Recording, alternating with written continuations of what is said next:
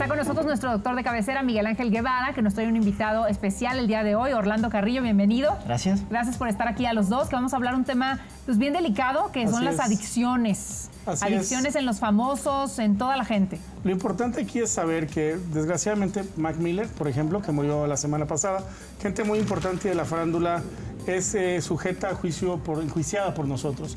¿Realmente es un padecimiento que requiere de un tratamiento específico de estos medicamentos o si es diversión? Porque para nosotros es muy fácil juzgar, pero aquí el doctor nos va a explicar un poquito más a fondo las dependencias. Sí, pues mucho gusto, me da mucho placer estar aquí con ustedes en la tarde de hoy.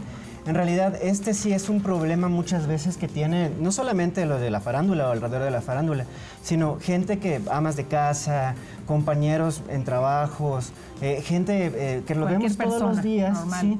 Y que en realidad le podemos tildar de un paciente o una persona dependiente o que está utilizando medicamentos lúdicos o para la diversión, cuando en realidad sí ya tiene un problema. ¿Pero por qué se vuelve adicción? ¿Qué es lo que sucede en cada caso de que se vuelve esto una adicción? En realidad, nosotros lo tomamos como adicción cuando ya al sujeto o al que está utilizando los medicamentos ya necesita algo, tiene un componente psicológico en el cual está en búsqueda de un medicamento y no tanto por el efecto del medicamento en sí, sino pues por el placer de usarlo. Ahí sí ya es una adicción.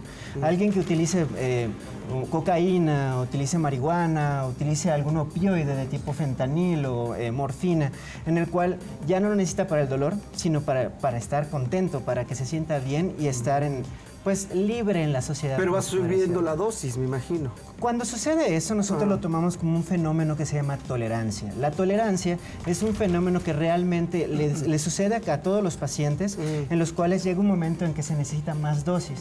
Pero eso es normal. Si nosotros utilizamos cualquier tipo de medicamento para una enfermedad en específico, usted va a ver o la gente va a ver que va a necesitar cada día más medicamento porque hay cambios epigenéticos y cambios en la estructura de los receptores que hacen que sea necesario. ¿Nos puede dar, doctor, ejemplos de medicamentos que tomamos comúnmente en casa que pueden ser problemáticos o adictivos?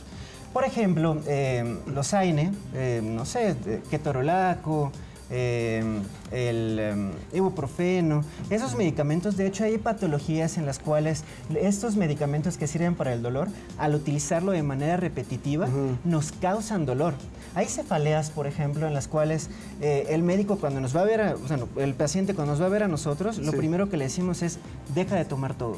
Deja de tomarlo porque se está perpetuando tu dolor. Entonces, algo tan sencillo como un AINE, algo para el dolor inflamatorio, se puede convertir. O sea, lo que te previene el dolor o te quita el dolor con el tiempo, ¿te causa el dolor entonces? Hay medicamentos que sí, por supuesto. Hay unos, pero a ver, somos muy fáciles para juzgar y decir, ay, este drogadicto ya se mató o este ya se murió por andar de atascado. Pero no sabemos, por ejemplo, en el caso de Michael Jackson, él necesitaba esta medicina que tal vez el doctor le puso de más y no quería decir que era drogadicto, o cómo se puede interpretar de una manera correcta. Michael Jackson tenía ciertos problemas o trastornos en receptores, de hecho.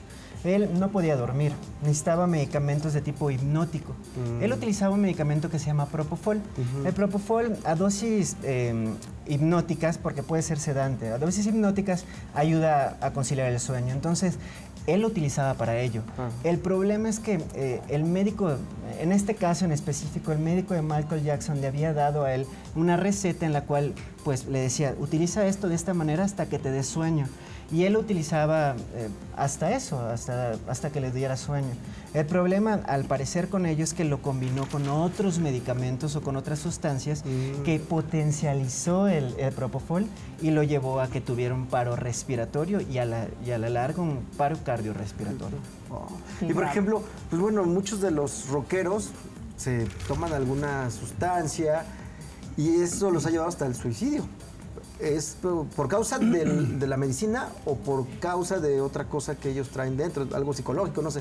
¿Qué podría ser? Mire, eso es lo interesante de todo esto, porque en realidad uno podría pensar, si yo le doy un medicamento a un rockero, a alguien de la farándula...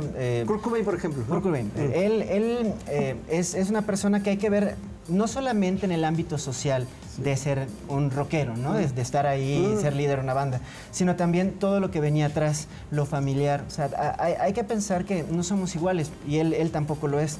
Muchas cuestiones genéticas hacen que necesitemos más medicamento o que tengamos un umbral mayor o menor en cuanto al dolor, hablando del dolor.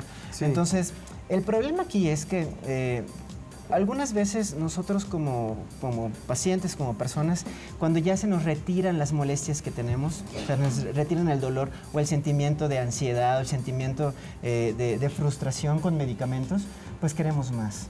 El problema es ese. Sí, quitarte las pastillitas de la felicidad, como dicen. La heroína, doctor, se volvió pues muy fuerte en Estados Unidos entre los famosos y causó muchas muertes el año pasado y también. Y la heroína, déjame decirte que es una droga en realidad fantástica, por así decirlo, porque cuando se creó la heroína, se creó para evitar los problemas que conlleva la morfina.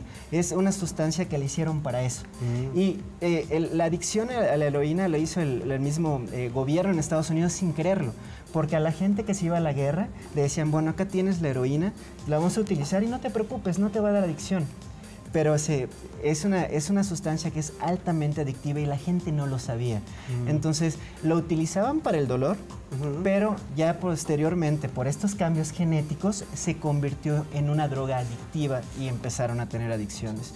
Entonces, ahí es la disyuntiva. Era un medicamento que era muy útil en ese momento, o es muy útil para el dolor, pero te genera esta ansiedad de seguir o continuar con el uso, aunque ya no se necesite. Ay, qué grave, hay que tener cuidado, ¿no? Sí, qué interesante, como dices, hasta en casa podemos tener estas medicinas y a la larga se vuelven una adicción. Algo tan sencillo, el Ribotril, que es muy común dentro de nuestra población. Muy común. No puedo concebir el sueño, entonces unas gotitas y vas abusando y cada vez vas utilizando más.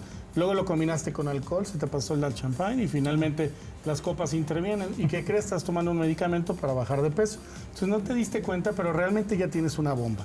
Por eso la importancia de este tema. Es cierto. Gracias, Miguel Ángel. Gracias por estar aquí hablando. Muchas gracias. Gracias a ustedes. Tema interesante, hay que tener cuidado. Nos vamos a un corte y regresamos aquí a Tu Casa TV. Muchas gracias. No, ustedes.